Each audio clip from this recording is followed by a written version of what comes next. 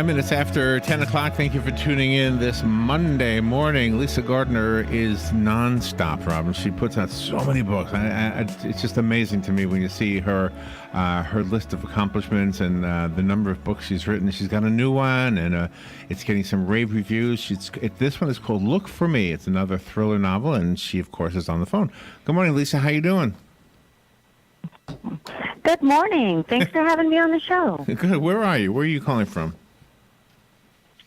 I'm in New Hampshire in the greater Boston area. All right. How's the weather up there? It must be cold still, huh? In New Hampshire.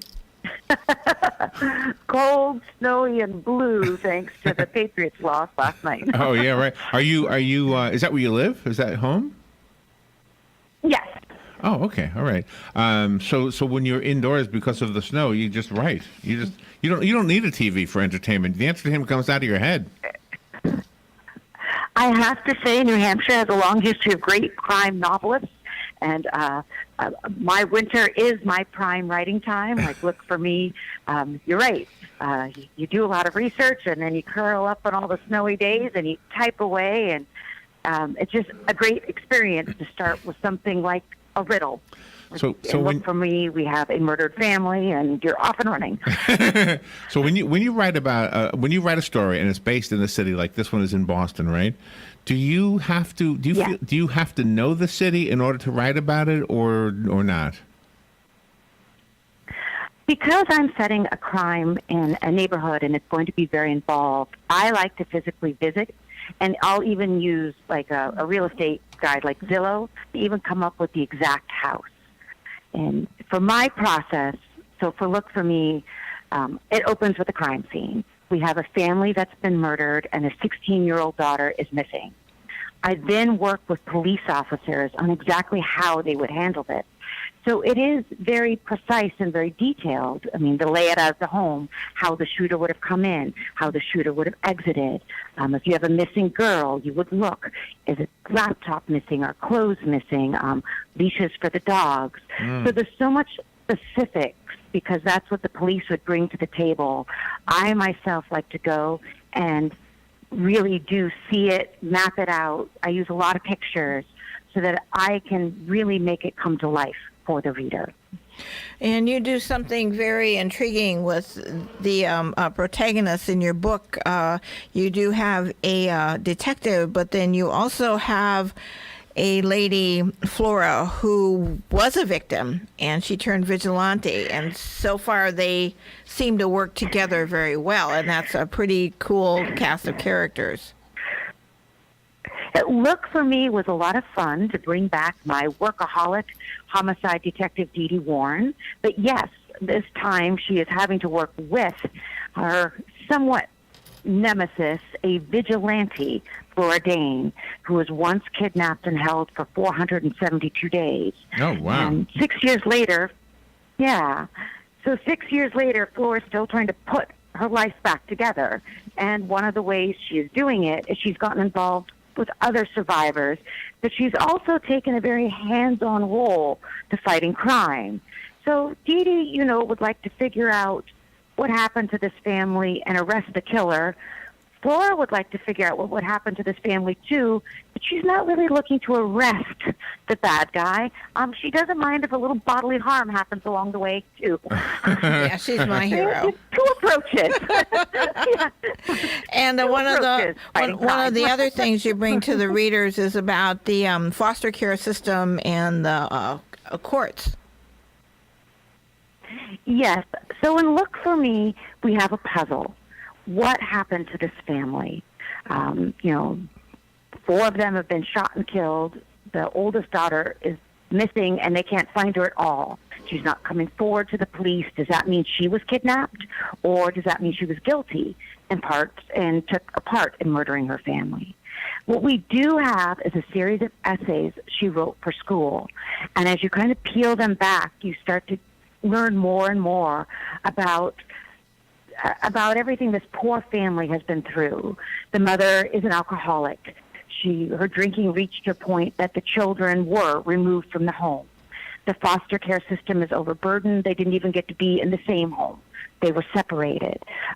What this ordeal was like for the kids, all the things They've never felt they could tell anyone. Then the mom cleaned up her act. The children got to come back. The families reunited. They are now supposedly living happily ever after, except, of course, now this terrible crime has happened. So it's the layers of what is really going on in this family. What does it mean to be a family? And how far would we go for the people we love? Wow. The book actually comes out tomorrow, and yet you're already number 29 on Amazon in the vigilante justice category. That's pretty amazing. I didn't even know they had that category. I didn't either, but I just looked at it and I found it on here. Oh my gosh! So does Dee Dee Warren have a big following as much as you do? I do think people identify with the character, but all of my novels, you don't have to have read any previous books to get it. I mean, this crime is completely self-enclosed. You can start page 1. You will understand, you have this great puzzle, again, this mystery, and a very urgent because it's an Amber Alert situation. They need to find Roxy Baez immediately. And you will get to know Dee Dee. You will learn about Flora Dane and what she's been going through. And you can, be your own judge of how do you want to fight crime. Would you be a homicide detective, or do you prefer the whole vigilante approach to things? And you also do something on a different kind of level that's removed from the book. You hold a sweepstakes called Maim a Buddy, Kill a Friend. Oh, my gosh. Yes. If you go to lisagardner.com, you can check out the opening of the novel. The first 20 pages are there. Some people say this is one of the scariest prologues they've ever read. You can be the judge. And you can, while you are there, enter the Kill a Friend, Name a Buddy sweepstakes, and nominate the person of your choice to die in my next novel. Oh, my gosh. Oh, my gosh, Lisa. Yeah, you gift are for the such person fun. who has everything, Yeah, right, exactly. That's a good way to put it. That's too funny. The book is called Look for Me. It's by Lisa Gardner. Last year you were on talking about the one called Right Behind You. Was there one between this one and that one? Yes. Yeah, she needs to call in. No, it's a book a year. Every February you'll have the Super Bowl, and then we have a Lisa Gardner novel. Oh, really? That's the way it works. Well, I happen to have a copy of the book, so call me if you would like the copy that Lisa sent to us, and you can have it. The rest of us have to go buy it. I did find it on Amazon. I think it's available right now, even though it doesn't come out till tomorrow. And what else? Your website, right? That's where we would go?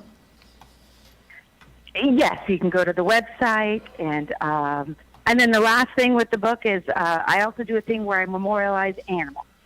So in Look for Me, Dee Dee gets a puppy, Pico, and that was actually, I support my local humane society. So people looking ahead for next year, if you want to honor your dog, maybe they too can make a book. But in thrillers, we never harm the animals. You can kill as many beautiful blondes as you want, but the animals are always safe. Thank you. Long live the animal. I wonder how many people are going to enter the contest and put in like a politician's name, right? Yeah, really. I'm not going to name true. anybody, but I don't want to. Yeah, I don't want to end up on a Secret Service watch list. No, I'm same here. I don't want to say any names. No. Yeah. Well, you are really an outstanding writer, Lisa, because you really hold my interest throughout the beginning and to the very end of the book. And the way you have your characters with their different personalities, they are very, very intriguing and fun. Oh, thank you so very much. Lisa, thank you for being on the air with us. It's always fun to have you on, and you obviously have a following. The phones always light up when people know that you're coming on. Thank you, Lisa. I hope everyone enjoys Look for Me. Have a great day. Look for Me, yes. All right, we'll take a little break. Be right back.